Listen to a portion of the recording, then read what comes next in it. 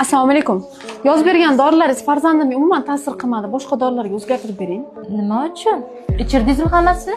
Birinchisini ichkizdim, qusi bordi. Ikkinchisini, uchinchisi bilan tarkibi bir xil dedi. Kim aytdi? Aptekachi. Aptekachi? Hurmatli ota-onalar, biz shifokorlar farzandlaringiz sog'ligiga javob beradigan insonlarmiz. Bu sohada yillar davomida o'qidik, tajriba orttirdik va bugun ham o'qishni davom ettiryapmiz.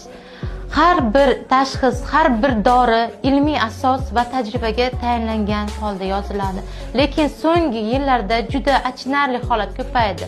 Dorixona xodimlari shifokor yozgan retseptni o'zgartirib, o'z xohishicha dori tavsiya qilyapti. Bu faqat noto'g'ri emas, bu bolaning sog'ligiga zarar yetkazish demaydir.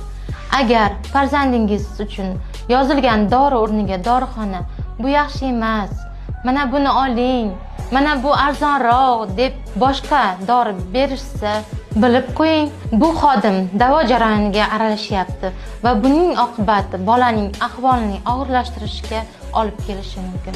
Farzandingiz sog'ligi biz uchun eng katta qadriyat. Shuning uchun, hurmatli ota-onalar, faqat shifokor yozgan doriga ishonib, retseptga to'liq amal qiling.